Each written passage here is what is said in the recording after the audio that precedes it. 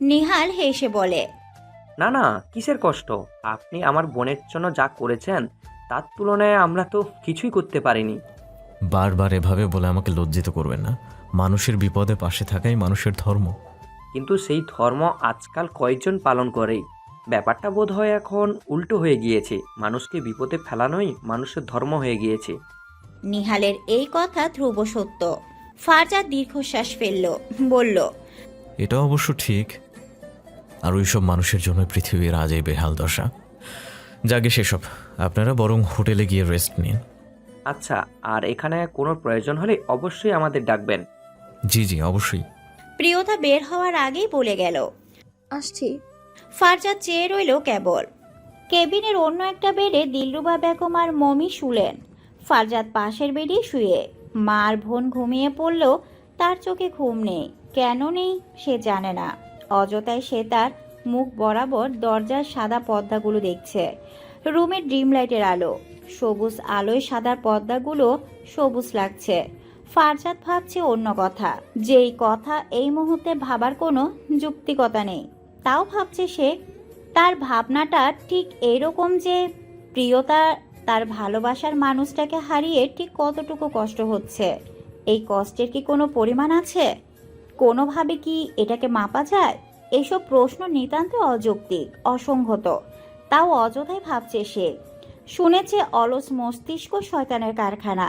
হয়তো সেজন্যই ঘুম বাদ দিয়ে এখন এগুলোই মস্তিষ্কে ঘুরছে তার। সকাল হলো, সূর্যের আলো এসে পড়ল প্রিয়তার চোখে মুখে। চোখ মেলে তাকালো সে, দেখলো বাহিরে ঝলসানো রোদ। তাকানো দায়। সে উঠে বসলো, অনেকক্ষণ বসে রইল। বসে বসে ঝিমালো অযথায়। তারপর উঠে গেল ফ্রেশ হতে। ফ্রেশ হয়ে কফি বানিয়ে গেল ভাইকে ডাকতে। নিহাল সব সময় ঘুম থেকে উঠেই আগে এক কাপ কফি খায়, তারপর শুরু হয় তার বাকি কাজ। এতদিন বোনের দুশ্চিন্তায় এই অভ্যাস তার ভুলে বসেছিল। আজ আবার বোন তাজা করে দিয়েছে। প্রিয়তা কফি খেতে খেতে বলল, ভাইয়া, ওয়াদি ধরা পড়েছে। কাল আন্টি বলেন এখন হয়তো আমি দেশে ফিরতে পারবো। নিহাল চমকে বলল। তাই নাকি? এটা তো দারুণ খবর। প্রিয়তা ক্ষীণ স্বরে বলল। আমি দেশে যাওয়ার আগে একবার ওয়াদির মুখোমুখি হতে চাই ভাইয়া। নেহাল এক পল ভেবে বলল, ঠিক আছে, আজ থানায় যাব তাহলে। আচ্ছা। তৈরি হয়ে আগে হাসপাতালের উদ্দেশ্যে বের হলো নিহাল আর প্রিয়তা। পথের মধ্যে ফারজাতের জন্য ফুল কিনে নিল। ফারজাতের কেবিনে কি অবাক হলো দুজন। যারা মেয়েটা এই সকালেই হাজির। নিহাল এগিয়ে আসে। ফারজাত কপালে হাত ঠেকিয়ে চোখ বুজে আছে। বোঝা যাচ্ছে মাত্রাধিক বিরক্ত সে। যারা ফারজাতের প্রেসক্রিপশন দেখছে, কোন ওষুধের কি কাজ জেনে নিচ্ছে সে, যেন বাসায় গেলে সে খাওয়াবে সব। এরই মাঝে প্রিয়তাকে দেখে কপালের ভাঁজ ফেলে। তার উপস্থিতিতে মোটেও সন্তুষ্ট করেনি তাকে। নিহালের হাতে ফুল দেখে মমি উচ্ছ্বাস নিয়ে বলল, ভাইয়া দেখো, প্রিয়তা আপু তোমার জন্য ফুলের তোড়া এনেছে। ফারজাদ চোখ মেলে তাকায়। প্রিয়তা অস্বস্তি নিয়ে মৃদু হাসে। ফুলের তোড়াটা নিহালের হাতে। নিহাল সেটা বেড সাইডে টেবিলে রাখে। সেখানে আরও দুটা তোড়া রাখা আছে আগে থেকেই। নিহাল দেখে বুঝে গেল এগুলো এই জারা নামের মেয়েটাই এনেছে। সাথে আবার হরেক রকমের ফলের মেলা। বাজারে কোনো ফল বোধ হয় আর বাকি রাখেনি। ফারজাদ বলল। এসবের কি দরকার ছিল?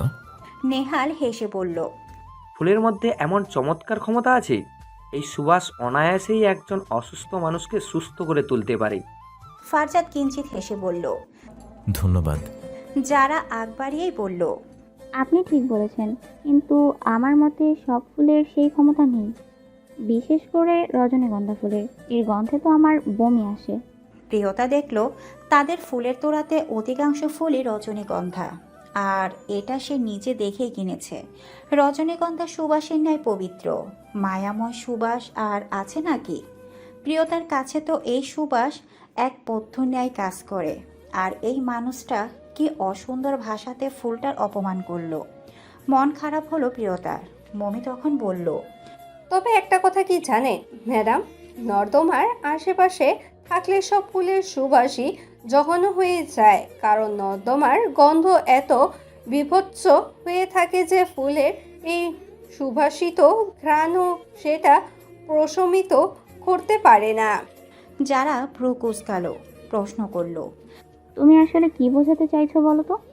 কিছু না, বুদ্ধিমতীদের ধরে ধরে বোঝাতে হয় না, ওরা একটু ইঙ্গিতেই বুঝে ফেলে সব। আপনি হয়তো এখনো যথেষ্ট বুদ্ধিমতী হতে পারেননি, তাই বুঝতে পারছেন না। যারা রেগে গেল এবার, নাকের পাটা ফুলিয়ে পড়ল। তুমি কি আমাকে অপমান করছো? না না ম্যাডাম, কি বলছেন? ও আপনাকে অপমান করছে না। এই মমি, কি শুরু করছিস এসব? এসব কি ধরনের কথা? ফারজাতের ধমকে চুপ হলো মৌমি। যারা রাগ দেখিয়ে বলল, আপনার বোন কাল থেকেই আমার সাথে এমন আচরণ করছে। কেন করছে ফারজাদ? আমি ওর কি ক্ষতি করেছি? দিল্লুবা বেগম যারাকে থামিয়ে নিজে জবাব দেয়। ওর কথা কিছু মনে করো না মা, ও একটু এমনই, সব কিছুতেই মজা করে, সবার সাথেই ভাবে কথা বলে। তুমি ওর কথাগুলো এত সিরিয়াসভাবে নিও না, মজাকে মজা ভেবে উড়িয়ে দাও। যারা কথা বাড়ালো না আর। এমনিতে ফারজাতের মন এখনও তার জন্য এক তিল সমপরিমাণ মায়াও জাগাতে পারেনি। তার উপর এখনই যদি সে তার বোনের সাথে লেগে যায়, তবে ফারজাত আরও বেশি ক্ষুদ্র হয়ে বসবে তখন। আপাতত ফারজাতকে হাতে রাখতে হাসি মুখে মেনে নিল সবটা। বলল, না না, সমস্যা নেই। ছোট বোন হিসেবে এইটুকু মজা করতেই পারে। আর ভাবি ননদের সম্পর্কে তো এমন হওয়াই উচিত। মৌমি আবারও কিছু বলার জন্য উদ্যত হতেই দিলরুবা বেগম চোখের ইশারায় থামিয়ে দিলেন তাকে। বোঝালেন, ভাই রেগে আছেন এমনিতেই, এখন আর কথা বাড়ালে ভাইয়ের রাগ আকাশ ছুবে।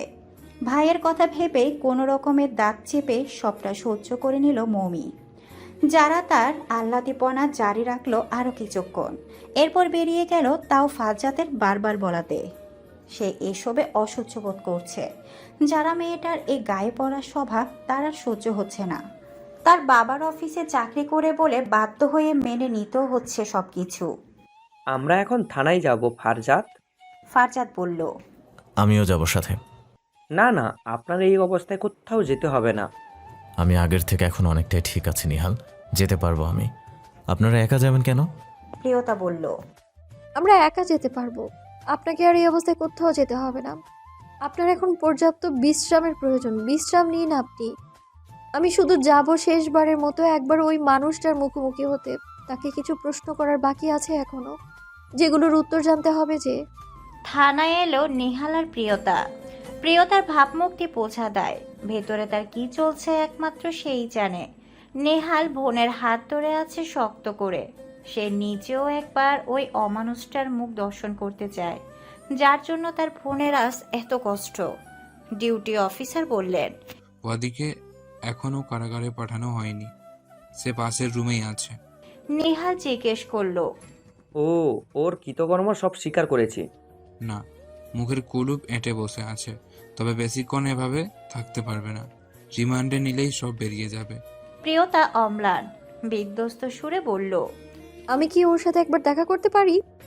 অফিসার বললেন, আপনার এই মুহূর্তে ওর সামনে যাওয়াটা রিস্ক, ও আপনার যে কোনো ক্ষতি করে দিতে পারে। প্লিজ অফিসার, একবার দেখা করতে দিন। প্রিয়তার অনুরোধে অফিসার রাজি হলেন। নেহাল আর প্রিয়তাকে নিয়ে গেলেন সেই রুমে যেখানে ওয়াদিকে রাখা হয়েছে। সেই রুমের বাহিরে কনস্টেবল আছেন 2 জন। অফিসারকে দেখে সাইড হয়ে দাঁড়ালেন তারা। ভেতরে প্রবেশ করলেন 3 জন। একটা চেয়ারে মাথা ঝুঁকে বসে আছে এক সুঠামদেহী পুরুষ। পরনের শার্টটা এবলো থেবলো অবস্থা। প্রিয়তা এগিয়ে গিয়ে ঠিক তার মুখ বরাবর দাঁড়ায়। মাথা ঝুঁকিয়ে রাখায় মুখ দেখা যাচ্ছে না তার। প্রিয়তা ডাকলো মৃদু আওয়াজে। ওয়াদি। চমকে তাকালো ওয়াদি। তার সামনে প্রিয়তাকে দেখে কপালের ভাঁজ ফেলল সে। প্রিয়তা ঢকিল। এক সময়ে তার সব থেকে প্রিয় মানুষটাকে আজ সে প্রচণ্ড ঘৃণা করে। যেই মুখটা দেখলে এক সময় বক্ষস্থলে প্রশান্তির স্রোত বইত, সেই মুখটা দেখে আজ তার বক্ষস্থল অগ্নিদগ্ধ, জ্বলে যাচ্ছে বুকের ভেতরটা। ওয়াদি জিজ্ঞেস করলো, কেন এলে এখানে? প্রিয়তা প্রত্যুত্তরে বলল, তোমার একটা জিনিস পাওনা ছিল, সেই পাওনা মেটাতেই এসেছি। ওয়াদি কপাল আরো গুটিয়ে নিয়ে বলে। কি জিনিস? প্রিয়তা তার গায়ের সমস্ত শক্তি দিয়ে ঠাস করে এক চোয়ার বসালো ওয়াদির গালে। কানের ভেতরটা সঙ্গে সঙ্গে ঝিমঝিম করে উঠল ওয়াদির। গালের এক পাশের হাড় বোধ হয় নড়ে গেল। অবাক হলো ওয়াদি, মেয়েটার গায়ে এত শক্তি। অফিসার দ্রুত গতিতে এগিয়ে এসে বললেন, ম্যাডাম, আইন নিজের হাতে তুলে নেবেন না। এভাবে আসামিকে আঘাত করার নিয়ম নেই। আপনি চলুন। নেহাল বোনকে এক হাতে আগলে ধরল, বলল, চল প্রিয়, এই জঘন্য মানুষটাকে দেখে আর কষ্ট বাড়িয়ে লাভ নেই। প্রিয়তা জোরে নিঃশ্বাস ফেলল। ওয়াদি এখনো গালে হাত দিয়ে দিব্যি তাকিয়ে আছে তার দিকে। চোয়াল শক্ত করলো প্রিয়তা, বলল, এই চর আমার সাথে হওয়া অন্যায়ের জন্য, আর এই চর হলো ওই সব অসহায় মেয়েদের সাথে করা জুলুমের জন্য, আর একটা নিষ্পাপ মানুষকে গুলিবিদ্ধ করার জন্য। আমি দোয়া করি আল্লাহ যেন তোমাকে এই দুনিয়াতেই তোমার পাপের শাস্তি দিয়ে দেন। ওয়াদির মাঝে বিন্দুমাত্র ভাবাবেগ দেখা গেল না। সে হাসলো বড়, যেন প্রিয়তা বেশ মজার কথা বলেছে। নিহাল প্রিয়তাকে নিয়ে বেরিয়ে যায়। অফিসার বললেন, আপনার বোনের কষ্টটা আমরা বুঝতে পারছি, তবে ওনাকে আর থানায় না আনাই ভালো হবে। ওদিকে যখন কোর্টে নেওয়া হবে তখন কোর্টে যাবেন সাক্ষী দিতে, আর ওনার পাসপোর্ট ভিসা আমরা খুঁজে বের করব সব। চিন্তা করবেন না, খুব শীঘ্রই আপনারা দেশে ফিরতে পারবেন। নিহাল বলল, ধন্যবাদ, আমরা আসছি তাহলে। জি। প্রিয়তা বাকি সময় নির্বাক নিশ্চুপ রইল। নিহালও আর ঘাটালো না তাকে। বোনের মনের অবস্থা ভালো নেই, এইটুকু সে বুঝতে পারছে। তারা বের হয়ে আসতেই নিহালের ফোনে ফারজাদ কল করে। কি অবস্থা নিহাল, কোনো অসুবিধা নেই তো? না না, সব ঠিক আছে, তবে প্রিয়তা এক কাজ করে বসেছে। প্রিয়তার কথা শুনে চিন্তিত হয় ফারজাদ। জিজ্ঞেস করে, কি করেছে? ওয়াদিকে ঠাঁটিয়ে এক চড় মেরে এসেছি। এটা তো হওয়ারই ছিল। ওনার মনে যে রাগ ক্ষোভ জমেছে তা কি আর এক চরে কমবে? নিহাল দীর্ঘশ্বাস ফেলল, বলল, আমার নিজেরই তো ওকে খুন করে ফেলতে ইচ্ছে করছিল। আমার বোন তো তাও একটা চড় মেরে এসেছে শুধু। চিন্তা করবেন না, ওয়াদি অবশ্যই কঠিন শাস্তি পাবে। কালকে কোর্টে তুলবে হয়তো। অফিসার আমাদের আসতে বলছেন। হ্যাঁ, প্রিয়তার সাক্ষী লাগবে তো সেখানে। তা আপনার শরীর এখন কেমন? আলহামদুলিল্লাহ, বাড়ি ফিরবো এখন। আচ্ছা, আমরা তাহলে বিকেলে এসে দেখা করে যাব। জি অবশ্যই, চলে আসবেন। ফোন রেখে নিহাল প্রিয়তাকে নিয়ে হোটেলের উদ্দেশ্যে রওনা দিল। সারাটা দিন গিয়েছে প্রিয়তার মন খারাপ। হোটেলে শুয়ে বসে কাটিয়েছে পুরোটা সময়। নিহালও বিরক্ত করেনি কোনো প্রকার। বোনের মনের অবস্থাটাও সে বুঝতে পারছে। পরন্ত বিকেল, সূর্যের তেজ কমে এসেছে। বাহিরে এখন মিষ্টি কমলা রোদ। নিহাল প্রিয়তাকে নিয়ে রওনা দিল ফাজ্জাদের বাড়ির উদ্দেশ্যে। মমি দরজা খুলে নিহাল আর প্রিয়তাকে দেখেই খুশি হলো। প্রিয়তার হাত চেপে ধরে বলল, জানো, আমি এতক্ষণ তোমার কথাই ভাবছিলাম। প্রিয়তা হাসলো প্রসন্ন, বলল, তাই তো দেখো, চলে এসেছি। দিলরুবা বেগম নিজের ঘর থেকে বেরিয়ে এসে বললেন, আহা, ওদেরকে আগে ঘরে তো ঢুকতে দে মৌমি। দরজার সামনে দাঁড়িয়ে কথা শুরু করে দিয়েছিস। মমি সরে দাঁড়িয়ে বলল। হ্যাঁ হ্যাঁ, এসো। ভিতরে প্রবেশ করলো দুজন। নেহাল ফাজ্জাদের খোঁজ করলে দিলরুবা বেগম জানালেন সে নিজের ঘরে বিশ্রাম করছে। নেহাল জিজ্ঞেস করলো, আমি কি একবার যাব? হ্যাঁ বাবা, যাও না। তুমি গেলে তোমার সাথে গল্প করলে ওর একটু ভালো লাগবে। নেহাল ফাজ্জাদের রুমের দিকে গেল। দিলরুবা বসলেন প্রিয়তার পাশে। প্রিয়তার মন খারাপ তিনি আজ করতে পারছেন। ফারজাদ উনাকে আগেই জানিয়েছে সব। দিলরুবা বেগম প্রিয়তার মাথায় হাত রেখে বললেন, মন খারাপ কেন করছো মেয়ে? জানো, আল্লাহ যখন কিছু কেড়ে নেন তার থেকে দ্বিগুণ আবার ফিরিয়ে দেন। নিশ্চয়ই তোমার জন্য চমৎকার কিছু আছে, একটু ধৈর্য ধরো। দিলরুবা বেগম ভীষণ বুদ্ধিমতী আর জ্ঞানী একজন মহিলা। তা উনার কথা শুনলেই বোঝা যায় যে কোনো কিছু বেশ সহজেই গুছিয়ে নেন তিনি। প্রিয়তা তাকে দেখে অনুপ্রাণিত হয়। জীবনে বেঁচে থাকে আর আশা ভরসা ফিরে পায় আবার। সে কিঞ্চিত হাসলো, বলল, আমার কি মনে হয় জানেন, সেই চমৎকার কিছু হলেন আপনারা। আল্লাহ আমার কাছ থেকে ওই জঘন্য মানুষটাকে কেড়ে নিয়ে আমার জীবনে আপনাদের মতো মানুষের আগমন ঘটিয়েছেন। দিলরুবা বেগম অপ্রতুল্য সুরেই বললেন, এভাবে বললে কিন্তু তোমাকে আর দেশে ফিরতেই দিব না। প্রিয়তা হাসলো। মমি চট করে বলল, রেখে দাও না আম্মি, এমনিতেও তোমার ছেলের তো এবার বিয়ে করার দরকার। মমির কথা শুনে হকচকিয়ে তাকায় প্রিয়তা। মমি কি বোঝাতে চাইছে তা বুঝতে তার খুব একটা খাটতে হলো না। দিলরুবা বেগম চোখের ইশারায় মমিকে থামতে বললেন। পরে তিনি কথা ঘোরানোর জন্য হেসে বললেন, আরে ওর কথা এত ধরো না তো প্রিয়তা। মেয়েটা সবসময় উল্টাপাল্টা কথা বলে। মমি ঠোঁট চেপে হাসছে। প্রিয়তা চেয়ে আছে বোকার মতো। মমি কি আর কোনো উল্টাপাল্টা কথা বলতে পারলো না? এটাই বলল কেন? নেহাল আর ফাজ্জাতের গল্পের মাঝেই নেহালের ফোন বেজে ওঠে। হাতে নিয়ে দেখে থানা থেকে অফিসারের কল। সে রিসিভ করে। অফিসার বললেন, আপনাদের জন্য একটা খারাপ খবর আছে মিস্টার নিহাল। নেহাল চিন্তিত সুরে প্রশ্ন করে। কি খবর অফিসার? এইদিকে কি কোনো সমস্যা হয়েছে?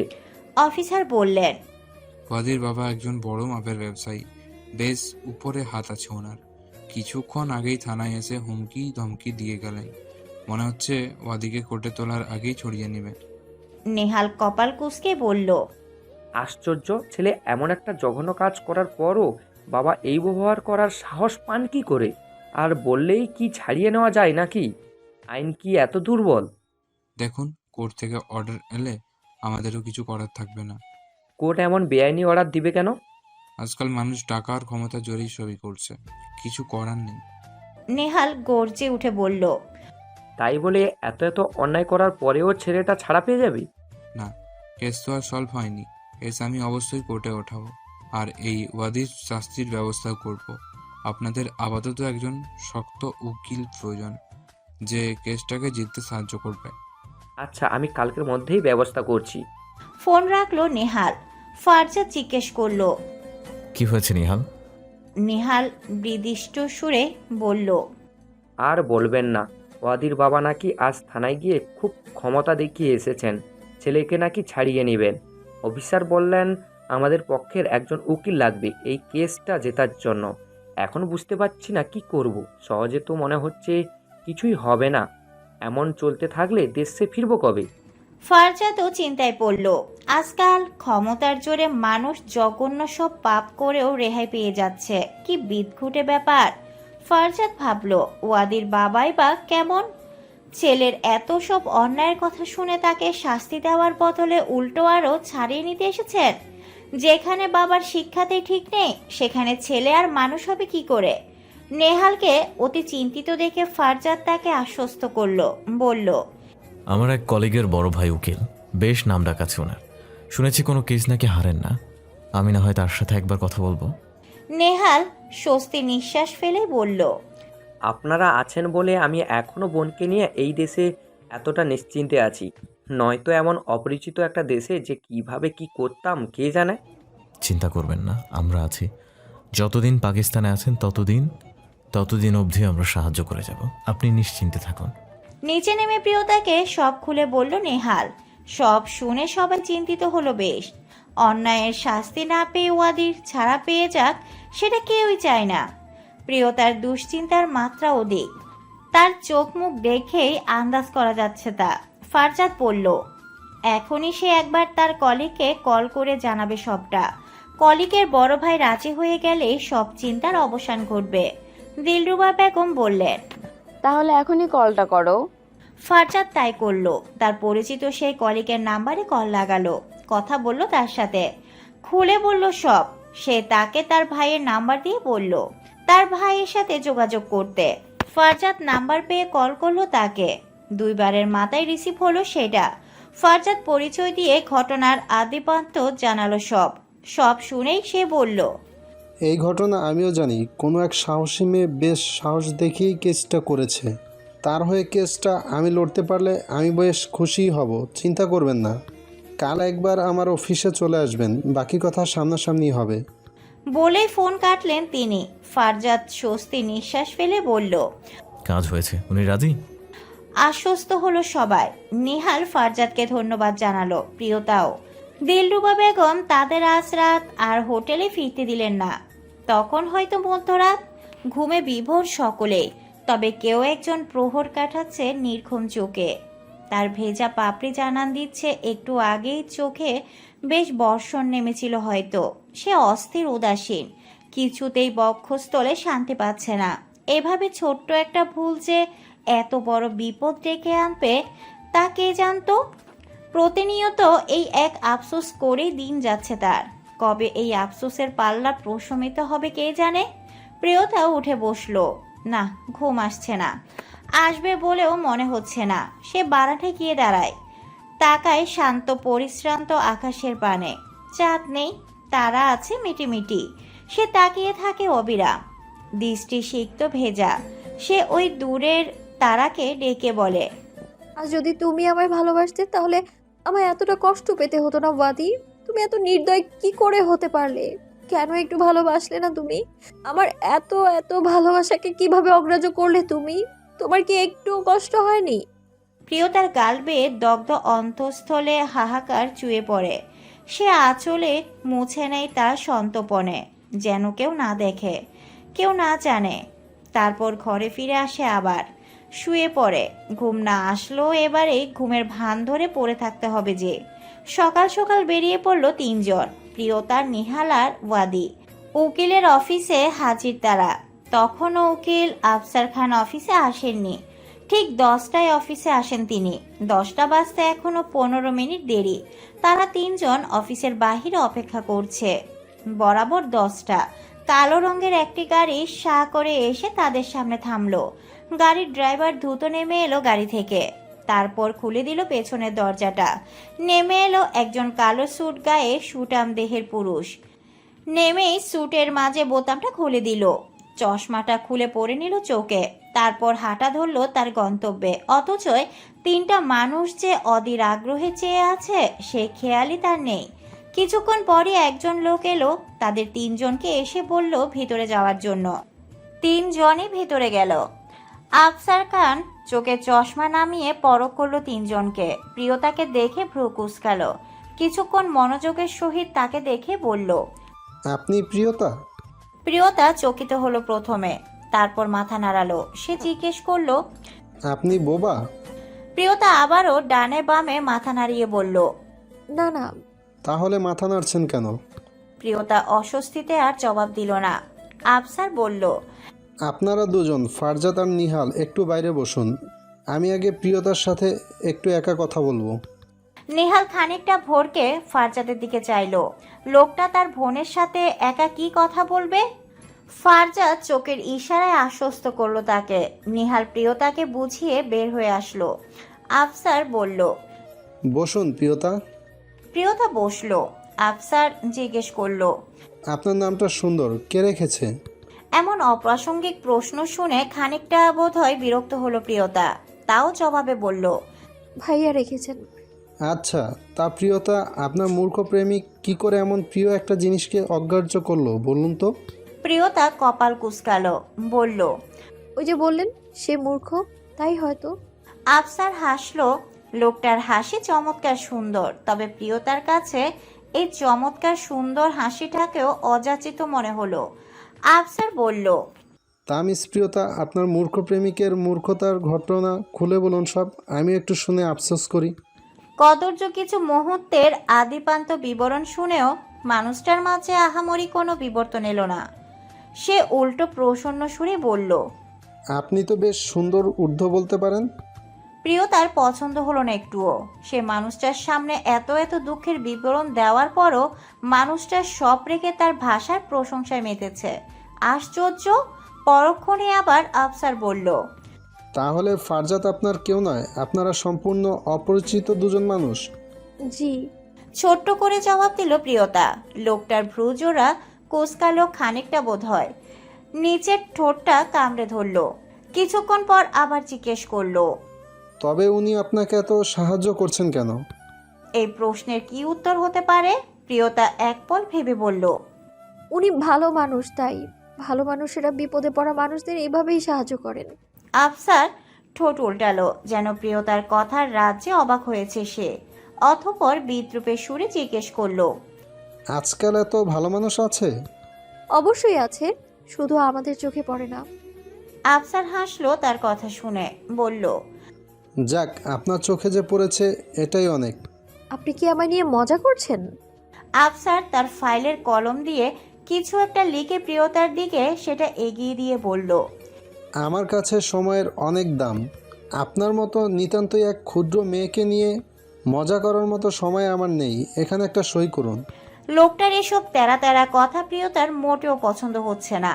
তাও নিজের বিপদের কথা ভেবে আপাতত এইসবে হজম করতে হবে তাকে। সে কাগজটাতে চোখ বুলিয়ে বলল, এখানে কিছু মিথ্যে কথাও লেখা আছে। আমাকে ওয়াদি রেপ করার চেষ্টা করেনি। আফসার রাশবাড়ি খোলায় উত্তর দিল, কেস জিততে এমন দু একটা মিথ্যা কথা লিখতে হয়। আপনার সাথে করেনি, হয়তো অন্য কারোর সাথে করেছে। আপনাকে এখন যেটা করতে বলা হয়েছে আপনি আপাতত সেটাই করুন।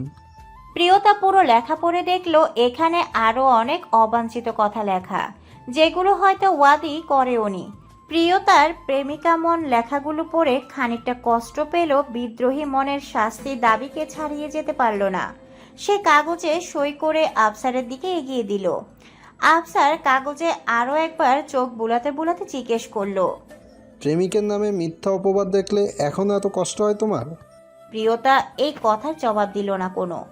আফসার চাইলো তার দিকে, বলল, আপনার কাজ শেষ, বাইরে থেকে আপনার ভাই আর আপনার সাহায্যকারীকে ডাকুন। সাহায্যকারী? এমন সম্বোধন শুনে প্রিয়তা ক্ষিপ্ত হলো এবার। বলল, ওনার একটা সুন্দর নাম আছে, আপনি বোধহয় সেটা ভুলে গিয়েছেন মিস্টার আফসার খান। আফসার চকিত তাকালো। কি জেদ মেয়েটার কণ্ঠে!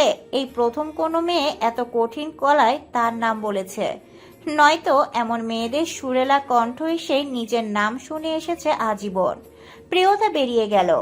আফসার চেয়ে রইল নিষ্পলক, যেন একটা অগ্নির স্ফুলিঙ্গ। কিছুক্ষণ পর আফসারের কেবিনে এলো ফারজাত আর নিহাল। তাদের সাথেও জরুরি কথা সারল আফসার। বলল জামিন হলেও কেসটা অবশ্যই কোর্টে উঠবে, এই ব্যবস্থা সেই করবে। নিহাল খুশি হলো। আফসারকে ধন্যবাদ জানিয়ে বেরিয়ে আসলো তারা। প্রিয়তার চোখে মুখে তখন অন্তরিক্ষে কালো মেঘ যেন। আফসার লোকটাকে তার একটুও পছন্দ হয়নি। ঠেকায় পড়ে এখন তাকে সহ্য করতে হবে। অথচ নেহাল বেরিয়ে এসে বলল আরেক কথা। আফসারের প্রশংসায় পঞ্চমুখ সে। প্রিয়তা অবাক হয়।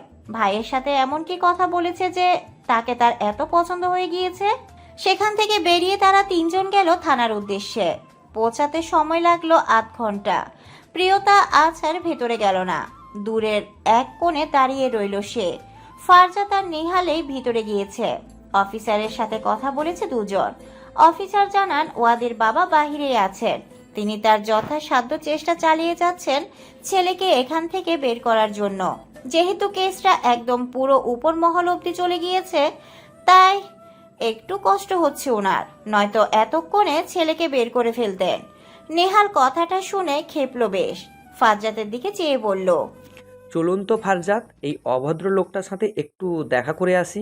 অফিসার বললেন, দেখা করুন, তবে কোনো প্রকার ঝামেলা করবেন না। যেহেতু থানা এরিয়া পার, কেস কিন্তু ঘুরে যেতে পারে। না না অফিসার, তেমন কিচ্ছু হবে না। ফারজাতকে নিয়ে নেহাল গাড়ি পার্কিং এর দিকটায় গেল। অফিসার বলেছেন ওই দিকটাই নাকি ওয়াদির বাবা আছেন। কিছুটা সামনে যেতেই একটা বিশাল খয়েরি রঙের গাড়ি নজরে এলো তাদের। তার সামনে দাঁড়িয়ে একজন মধ্যবয়স্ক লোক ফোনে কথা বলেই যাচ্ছেন। নেহাল বলল, উনি হয়তো সেই অভদ্র লোক। ফারজাত বলল, আমারও তাই মনে হচ্ছে। চলুন।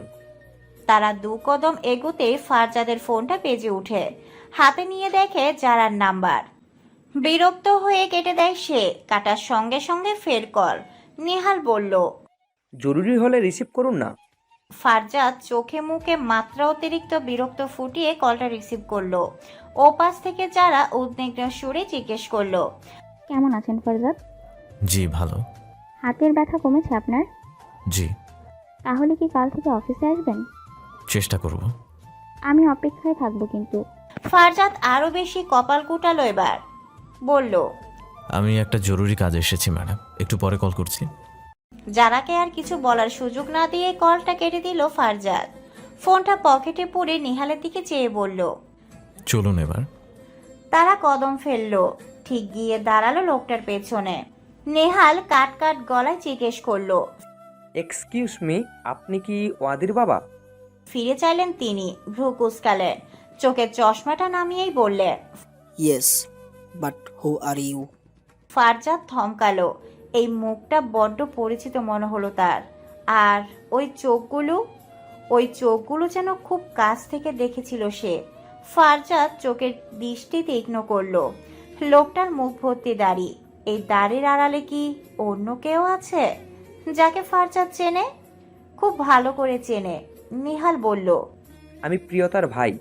লোকটি এবার ভ্রু চোরা করলেন, কান থেকে ফোনটা সরিয়ে তীক্ষ্ণ গলায় বললেন, ও তোমরাই তাহলে আমার ছেলের শত্রু, কিন্তু তোমরা হয়তো এটা জানো না যে তোমরা কার সাথে লাগতে এসেছো। তোমার পুরো পরিবারকে কিন্তু আমি ধ্বংস করে দিব। নেহাল তাচ্ছিল্যের হাসি দিয়ে বলল। আগে নিজের ছেলের ধ্বংস দেখুন, তারপর অন্য কিছু। লোকটি রেগে বলল, সময় থাকতে কেসটা উইথড্র করে নাও। জীবনেও না, আপনার ছেলের শাস্তির ব্যবস্থা না করা অবধি আমি ক্ষান্ত হব না। লোকটি চোয়াল শক্ত করে বলল। যত টাকা লাগবে দেব, কেসটা শুধু তুলে নাও তোমরা, টাকা দিয়ে মুড়িয়ে দিব একদম। নেহাল ব্যঙ্গ করে বলল, গাছ ভালো না তো ফল ভালো হবে কি করে? যার এমন জঘন্য চিন্তাধারণার বাপ আছে, তার ছেলে তো কুলাঙ্গার হবেই, এটাই স্বাভাবিক। লোকটা রেগে গেল খুব। নেহালের দিকে তেড়ে আসতে নিয়েও ক্ষান্ত করলেন নিজেকে। মনে পড়ল এটা থানা, এখানে এখন কিছু করা মানে নিজের বিপদ বাড়ানো। তিনি চশমাটা চোখে লাগালেন, ফের আঙ্গুল নাড়িয়েই বললেন, তোমাদের আমি দেখে নিব। হাসলো নেহাল। লোকটা গাড়ির দরজা খুলতেই এতক্ষণ নিশ্চুপ নির্বাক থাকা ফারজাদ জিজ্ঞেস করলো, নাম কি আপনার? প্রশ্ন শুনে কপাল কুঁচকালেন লোকটা। ফারজাদকে আপদ মস্তক পরক করে বললেন, কেন, আমার নামে কেস লেখাবে নাকি? আহমেদ, আহমেদ তাজওয়ার। যাও গিয়ে পারলে আমার নামেও এখন একটা কেস লিখে এসো। চলে গেলেন আহমেদ তাজওয়ার। ফারজাদ এক জায়গাতেই স্থির, খালি ঠোঁট দুখানা কাঁপছে তার, কেবল বিড়বিড় করে আওড়াচ্ছে। আহমেদ তাজওয়ার। বাহির থেকে ফিরে এলো ফারজাদ। তার ক্লান্ত পরিশ্রান্ত শরীরটাকে এলিয়ে দিল সোফায়। শার্টের প্রথম দুই বোতাম খোলা, লোমহর্ষক বুকের খানিকটা অংশ দৃশ্যমান, তাই চোখ বোঝা। দৃশ্যপটে ভেসে চলছে কিছু বিদঘুটে প্রতিবিম্ব, যেগুলো এত বছর বেশ সন্তপনে লুকিয়ে রেখেছিল অন্তঃস্থলের এক কোণে। সেগুলো আজ আবার তাজা হয়ে উঠেছে, রক্তক্ষরণ হচ্ছে পুরনো ক্ষত থেকে। দিলরুবা বেগম এক গ্লাস পানি হাতে বসার ঘরে এলেন। পানির গ্লাসটা ফারজাতের দিকে এগিয়ে দিয়ে বললেন, পানিটা খেয়ে নাও, ভালো লাগবে। ফারজাদ চোখ মেলে চাইল, গ্লাসটা হাতে নিয়ে রেখে দিল সামনের টেবিলে। তারপর মায়ের দিকে যেয়ে জিজ্ঞেস করলো, আমার নাম কি আমি? এমন অদ্ভুত প্রশ্নে অবাক হলেন দিলরুবা বেগম। বললেন, এটা আবার কেমন প্রশ্ন? অধৈর্য গলায় ফারজাদ জবাব দিল। বলুন না। দিলরুবা বেগম ফারজাদের ভাবমুক্তি ধরতে পারছেন না, তাই উত্তরে বললেন, ফারজাদ। পুরো নাম? খানিকটা এবার ভ্রু কুঁচকালেন দিলরুবা বেগম। ছেলের মতি গতি ভাবাচ্ছে তাকে। বললেন, ফারজাদ তাজওয়ার। ব্যাস, এইটুকু শুনেই ফের সোফায় হেলান দিল সে। চোখ বুঝলো। দিলরুবা বেগম চিন্তায় পড়লেন, ছেলেটার হলো কি? তিনি প্রশ্ন করলেন, কি হয়েছে তোমার ফারজাদ? ফারজাদ বিধ্বস্ত সুরেই বলল, আমি আমার নামের এই পদবিটা না পাল্টে বড্ড বেশি ভুল করে ফেলেছি আমি। আমার আজ আফসোস হচ্ছে খুব। দিলরুবা বেগম বুঝতে পারলেন না কিছু। হঠাৎ আজ কেন ছেলেটা এসব কথা বলছে? ফারজাদ ফের নিজ থেকেই বলল, আহমেদ তাজওয়ার, এই মানুষটাকে আমি ভীষণ ঘৃণা করি আমি, ভীষণ। দেখুন, আমার জীবনে তার কোনো প্রতিচ্ছবি নাই, কেবল একটা পদবি ছাড়া। আমি কেন এই পদবিটা পাল্টালাম না, কেন? ফারজাদ রাগে নিজের মাথার চুল খামছে ধরে। দিলরুবা বেগম ভয়ে আটকে উঠেন। ছেলের হাত ধরে চুল ছাড়ানোর চেষ্টা করতে করতে বলেন, নামের পদবিতে কিছু যায় আসে না বাবা, মানুষের ব্যবহার আর চরিত্রটাই আসল। ফারজাদ চেঁচিয়ে উঠে বলল, তাও আমার এই পদবিটা চাই না আমি ঘৃণা করি এই পদবিটাকে, এই পদবীর বাহককে। আমি ঘৃণা করি এই মানুষটাকে আমি। আজ এতগুলো বছর পর ফারজাদের এই ক্ষিপ্ত অগ্নিশর্মা রূপে হকচকালেন দিলরুবা বেগম। সিঁড়ির করে দাঁড়িয়ে থাকা মমিও হতবম্ব, হতবিহ্বল। ভাইকে এতটাও রেগে যেতে কখনো দেখেনি সে। আর এই আহমেদ তাজওয়ার, এই মানুষটাই বা কে? কেন এই মানুষটার প্রতি ভাইয়ের এত ক্ষোভ? মমির ছোট্ট মন জুড়ে এই প্রশ্নগুলো কিলবিল করেই চলেছে। ফারজাদ নিজের ঘরে এসে দৌড় দেয়। দিলরুবা বেগম অনেক বলেও বোঝাতে পারেননি। পুরনো জখমে ফের আঘাত পেয়েছে বোধহয়, তাই ব্যথা এবার 1000 গুণ প্রগাঢ় হয়েছে। মমির মায়ের কাছে এসে বসে, জিজ্ঞেস করে, আহমেদ তাজওয়ার কে আম্মি? দিলরুবা বেগম শূন্য চোখে তাকান। তার এই নিরেট শূন্য চোখে যেন বলে দিচ্ছে অনেক কিছু। তিনি দীর্ঘশ্বাস ফেললেন ছোট্ট করে। মমির অধীর আগ্রহে চেয়ে আছে উত্তরের অপেক্ষায়। দিলরুবা বেগম শুকনো গলায় ছোট্ট করে বললেন, তোমার বাবা। থমকে গেল মমি। অবিশ্বাস্য চোখে মায়ের দিকে চাইল। ছোটবেলা থেকেই বাবা নামক শব্দটার সাথে খুব একটা পরিচিত নয় সে। পরিচিত নয় বললে ভুল হবে, তাকে কখনো পরিচয় করানোই হয়নি। বোঝ হওয়ার পর থেকে মার ভাই তার সব। তার স্কুল কলেজ সব ফর্ম থেকে বাবার নামটা উহাজ্য ছিল তার। একবার বাবার পরিচয় নিয়ে খানিকটা আগ্রহ দেখানোর ফলস্বরূপ ভাইয়ের খুব বকা শুনে তারপর থেকে আর এই ব্যাপারে কোনো আগ্রহ দেখায়নি। না কোনোদিনও এই বাড়িতে তার বাবাকে নিয়ে কোনো কথা উঠেছে। আজ আচানক আকস্মিক বাবার কথা শুনে রাহ হারালো সে। মিয়ে যাওয়া সুরে জিজ্ঞেস করলো, উনি কি বেঁচে আছেন আম্মি? দিলরুবা বেগম ঢোক গিললেন, বললেন, হয়তো। তিনি উঠে চলে গেলেন। কেন যেন শব্দগুলো জড়িয়ে যাচ্ছিল তার উপর মেয়ের সামনে তো আর চোখের জল ফেলা যায় না। মমি তার জায়গাতেই স্থির। সে বিড়বিড় করে আওড়ালো, আমার বাবা বেঁচে আছেন? কোথায় কোথায় আছেন তিনি? রাতের খাবার খেয়ে মাত্রই রুমে এসেছে প্রিয়তার নিহাল। নিহাল নিজের রুমে গিয়ে শুয়ে পড়েছে। প্রিয়তা গিয়ে দাঁড়িয়েছে বারান্দায়। বারান্দা থেকে হোটেলের গেট অবধি স্পষ্ট দেখা যায়। সে বাহিরে পথচারী মানুষদের দেখছে। এরই মাঝে কি মনে করে নিজের ফোনটা হাতে নেয়, যেটা আজই থানা থেকে নিহাল এনেছে। সাথে তার পাসপোর্ট ভিসাও ফিরে পেয়েছে সে। এবার কোর্টে ওয়াদির শাস্তির ব্যবস্থা করে দেশে ফিরবে। আর এই দেশে মন টিকছে না। এই দেশের আবহাওয়া শান্তি পাচ্ছে না মোটেও। কেমন একটা পোড়া পোড়া ঘ্রাণ যেন। প্রিয়তার ফোনটা অন করে আনমনে তার আর ওয়াদির পুরনো মেসেজগুলো পড়তে থাকে সে। শুকনো মোটে ফুটে তার ছেলের হাসি। ওয়াদির কি চমৎকার অভিনয়, কি নিখুঁত পরিকল্পনা। এসব দেখার মাঝে একটা আননোন নাম্বার থেকে কল আসে হঠাৎ। আচমকা ফোন আসায় খানিকটা ঘাবড়ে যায় প্রিয়তা। কিছুক্ষণ বাদেই আবার স্বাভাবিক হয়ে কলটা রিসিভও করে। ওপাশ থেকে সরাসরি প্রশ্ন আসে, নাম্বারটা খোলা কেন? ফোনটা কি পেয়ে গেছেন তাহলে? প্রিয়তা ভ্রু কুঁচকালো, জিজ্ঞেস করলো, কে আপনি? আফসার খান। পরিচিত নাম শুনে এবার আরেক দফা অবাক হলো সে। এই লোকটার এই নাম্বার পেল কই? পরক্ষণে মনে পড়ল মামলার কাগজে তার নাম্বার লেখা ছিল। সে জিজ্ঞেস করলো, এত রাতে কল দিয়েছেন কেন? নাম্বারটা খোলা না বন্ধ যাচাই করার জন্য। পাসপোর্ট ভিসা পেয়েছেন সব? জি। ধন্যবাদ দিবেন না? আপনাকে কেন দিব? আশ্চর্য, আপনার এত বড় একটা উপকার করলাম আর সামান্য ধন্যবাদ দিতেও এত কার্পণ্য করছেন আপনি। দ্যাটস নট রাইট প্রিয়তা। কোন উপকারের কথা বলছেন? কাল ফারজাদের সাথে কথা বলে সব জানার পরই আমি আমার লোক লাগিয়ে আপনার এই ফোন, পাসপোর্ট আর ভিসা খুঁজিয়ে বের করেছি। নয়তো পুলিশেরা যে ঢিলামি করছিল 1 মাসেও খুঁজে পেত না এসব। প্রিয়তা অবাক হয়ে বলল, আপনি কি করে পেলেন? আফসার কিঞ্চিত হেসে বলল, বোকা পুলিশ ওয়াদিকে যে বাড়ি থেকে উদ্ধার করেছে সে বাড়ি আর সার্চ করেনি, সেখানেই ছিল এগুলো। প্রিয়তা খুশি হলো এবার, বলল, ধন্যবাদ। এখন শুধু ধন্যবাদে চলবে না ম্যাডাম, আপনার জন্য আমাকে অনেক খাটতে হয়েছে। তার পারিশ্রমিক স্বরূপ আপনার দেশটা আমাকে ঘুরিয়ে দেখাতে হবে। অবশ্যই, কখনো বাংলাদেশে গেলে যোগাযোগ করবেন, ঘুরিয়ে দেখাবো আপনাকে। মনে থাকে যেন। অবশ্যই থাকবে। আচ্ছা, আর রাত না জেগে ঘুমিয়ে পড়ুন। রাত পাহারা দেওয়ার জন্য পেঁচারা আছে বাইরে। আপনি তো আর পেঁচা নন, আপনি হলেন গিয়ে পর। বাকিটা না বলে সে ফের বলল, আচ্ছা রাখছি তবে, শুভরাত্রি। শুভরাত্রি। আফসার কল কাটলো। প্রিয়তা অবাক হলো, লোকটা অদ্ভুত বেশ। তবে এইটুকু ভেবে খুশি হলো যে তার জন্য সে এত কিছু করেছে। পরের দিন সকালে অফিসের জন্য বের হয় ফারজাদ। মন মেজাজ এখনও তার ঠিক নেই। অফিসে প্রবেশ করতেই যারার মুখোমুখি হতে হলো তাকে। বিগড়ানো মেজাজটা আরও বিগড়ে গেল এবার। যারা তাকে দেখে আহ্লাদে গলে গেল যেন। আদুরে কণ্ঠে জিজ্ঞেস করলো, অবশেষে আপনি এলেন ফরজাদ। এই কয়দিন আপনাকে আমি কত মিস করেছি জানেন?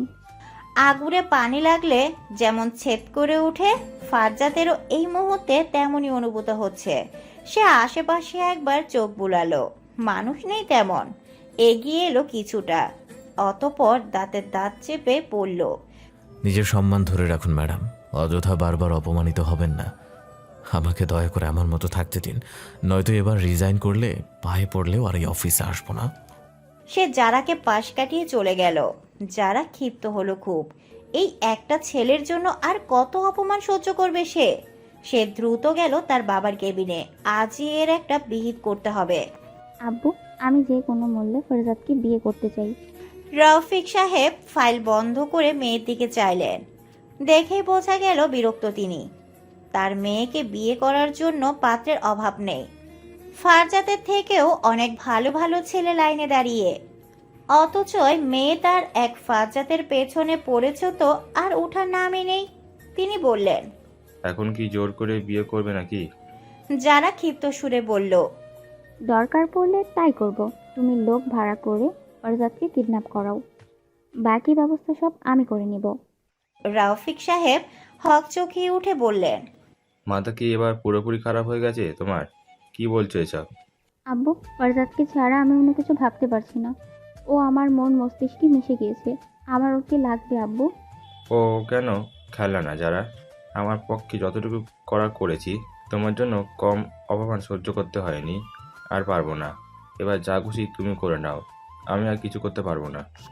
বাবার কাছ থেকে এমন অবজ্ঞা পেয়ে ভীষণ ক্ষুদ্র হলো যারা, যে তার তাতেও আরো ত্বরান্বিত হলো। কেবিন থেকে বেরিয়ে গেল হনহন করে। কাকে একটা যেন কল লাগালো। বলল, তোর পরিচিত ওই লোকের নাম্বারটা দে, আমি আজই ওনার কাছে যাব। থানার এক উকিল নিয়ে হাজির আহমেদ তাজওয়ার। মুখে ক্রো হাসি। অফিসার ভ্রুকুসকে চেয়ে আছেন। উকিল একটা কিসের কাগজ অফিসারের দিকে এগিয়ে দিয়ে বললেন, ওনাকে ছেড়ে দিন, ওনার জামিন হয়ে গিয়েছে। কে করলো জামিন? পেছন থেকে অপরিচিত স্বর পেয়ে পেছনে ফিরে চাইল সবাই। উপস্থিত অজ্ঞাত এই উকিলকে মোটামুটি সবাই চেনে। আহমেদ তাজওয়ারের পক্ষে উকিল চমকালেন তাকে দেখে। সালাম দিয়ে বললেন, স্যার আপনি? ঠকঠক পায়ের জুতোর শব্দ তার। হাঁটলো গাম্ভীর্য ধরে রেখে। এগিয়ে এসে বলল, তা ওয়াদি তাজওয়ারের হয়ে কেসটা বুঝি আপনি লড়ছেন? সেই উকিল মাথা নোয়ালো। তার বিপক্ষে তারই গুরুকে দেখে ইতস্তত বোধ করলো সে। আহমেদ তাজওয়ার ক্ষিপ্ত সুরেই বলল, আপনি কে? আপনার বিপক্ষ দলের উকিল। দেখি জামিনের নোটিশটা। অফিসার নোটিশটা তার হাতে দিল। পুরোটা পড়ে দেখলো আফসার। বলল, এই জামিন তো গ্রহণযোগ্য না। এমন একটা দাগি আসামির জামিন হাইকোর্ট দেয় কি করে? আহমেদ তাজওয়ার গর্জে উঠে বললেন, না জেনে কথা বলবেন না একদম। আমার ছেলে কোনো দাগি আসামি না। আফসার হাসলো। শব্দ হলো সেই হাসিতে। তার হাতের ফাইলটা মেলে ধরে বলল, এখানে আপনার ছেলের আদ্যপ্রান্ত সব ইতিহাস আছে। আপনি জানেনও না আপনার ছেলের বিরুদ্ধে আমি কি মজবুত প্রমাণ জোগাড় করেছি। এমন জঘন্য একটা লোকের শাস্তি ব্যতীত জামিন অসম্ভব, অন্তত আমি হতে দেব না। এই বলে সে ফাইলটা পুলিশের দিকে এগিয়ে দিয়ে বলল, অফিসার, এই প্রমাণ আর সংশ্লিষ্ট বিবরণগুলোর উপর আরেকটা মামলা দায়ের করুন। আমিও দেখি জনাব আহমেদ তাজওয়ার কি করে তার ছেলেকে জেল থেকে মুক্ত করেন। আহমেদ তাজওয়ার দাঁতের দাঁত পিষছেন দাঁড়িয়ে দাঁড়িয়ে। দাঁতের নিচে হয়তো মনে মনে আফসারকে রেখে দিয়েছেন। তার পক্ষের উকিল নীরব দর্শক হয়ে দেখলো সব। বিপক্ষ দল এত শক্ত হাতে নেমেছে যে তার আর কিছু করারও নেই। নতুন মামলা দায়ের হলো। আফসার বলল, কালই ওয়াদি কোর্টে উঠবে, কালই আমি কেস জিতব। বেরিয়ে গেল সে। আহমেদ তাজওয়ার ফোঁস করে নিঃশ্বাস ফেলছেন। এই মুহূর্তে আফসারকে জানে মেরে ফেলতে ইচ্ছে করছে তার। আফসারের ফোন বাজছে। তার সহকারীর সাথে জরুরি কথা বলাতে ব্যস্ত সে। এই সময় কেউ ফোন করলে সে খোনাক করেও সেই ফোন রিসিভ করে না। কিন্তু আজ এই প্রথম নিয়মের বিপরীত ঘটেছে। ফোন রিসিভ করেছে সে, কারণ ফোনের ওপাশের ব্যক্তিটাকে মোটেও সে অপেক্ষা করিয়ে রাখাতে চায়নি। প্রিয়তা উচ্ছ্বাসিত স্বর বলল, আপনি নাকি আজ থানায় চমৎকার কাজ করে এসেছেন? চমৎকার কিনা জানি না, তবে যখন আপনি বলছেন হতেও পারে চমৎকার কিছু। প্রিয়তা হাসলো, বলল, আমি খুশি হয়েছি ভীষণ। আর আপনাকে খুশি করতে পেরে আমি ধন্য হয়েছি। প্রিয়তা অবাক হলো খানিক, কালকে যে মানুষটা তার সাথে এত তেরা তেরা কথা বলেছে, আজ সেই মানুষটার মুখ থেকে এত মিষ্টি ঝরছে কি করে? ব্যাপার কি? আজ মনে হচ্ছে আমার মন ভীষণ ভালো। তা তো হতেই হবে, কাল আরও একটা কেস জিতবো আমি। তার খুশিতে আজ থেকেই মন প্রফুল্ল। প্রিয়তা দীর্ঘশ্বাস ফেলল, বলল, দেখবেন ওয়াদি যেন কঠিন থেকে কঠিনতর শাস্তি পায়। ফাঁসির অর্ডার দিলে সহ্য করতে পারবেন? প্রিয়তার বুকে মোচড় দিল, ঢকিল সে, বলল, অপরাধী সর্বোচ্চ শাস্তি পাক, আমি সেটাই চাই। আফসার আফসোসের সুরে বলল, এই স্বার্থপর দুনিয়ায় কেউ ভালোবাসা পায় না, আর কেউ পেয়েও দাম দেয় না। ওয়াদি বড্ড বোকা, নয়তো এমন একটা কাজ সে কখনোই করতে পারতো না। প্রিয়তা চোখ বুজে নিজেকে ধাতস্থত করে বলল, থাক না সেসব কথা, আমি আর ওর কথা ভাবতে চাই না, একদমই চাই না। সেটাই ভালো। এখন রাখছি, তবে কাল কোর্টে দেখা হচ্ছে। ভালোভাবে প্রস্তুতি নিয়ে আসবেন। কল কাটলো আফসার। প্রিয়তা ফোনটা সাইডে রেখে আনমনে চাইল বাহিরের দিকে। জীবনের গতি থমকে আছে যেন এক জায়গায়। সে চেয়েও সেই গতি চলমান করতে পারছে না।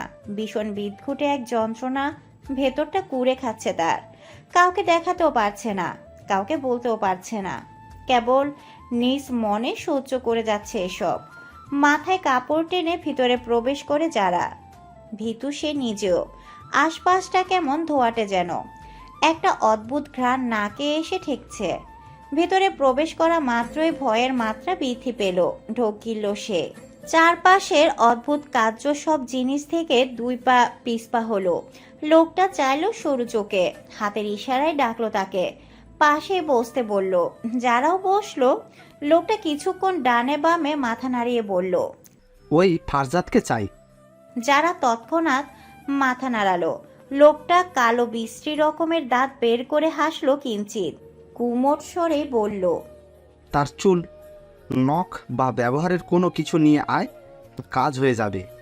যারা ভীত গলে জিজ্ঞেস করলো, ওর কোনো ক্ষতি হবে না তো? লোকটা ঘাট কাত করে এমনভাবে চাইলো যেন যারাকে এখনই চোখ দিয়ে ভস্ম করে দিবে। ভয় পেয়ে যায় যারা। লোকটি ফোঁস করে নিঃশ্বাস ছেড়ে বলল, আমার উপর ভরসা নেই তো? এখানে এলি কেন? যারা আমতামতা করে বলল, না না, ভরসা আছে, আমাকে ভুল বুঝবেন না। আমি আসলে ওকে খুব ভালোবাসি তো, তাই। আমি কালকের মধ্যে সব জোগাড় করে এনে দিব। সাথে ছবিও আনবি একটা। যারা মাথা হেলিয়ে বলল, আচ্ছা। তারপর উঠে গেল সে। এই অন্ধকার কুৎসিত আস্তানা থেকে বেরিয়ে জোরে নিঃশ্বাস ফেলল। মনে হচ্ছিল যেন আরেকটু থাকলেই দম খুঁয়ে বসতো বোধ হয়।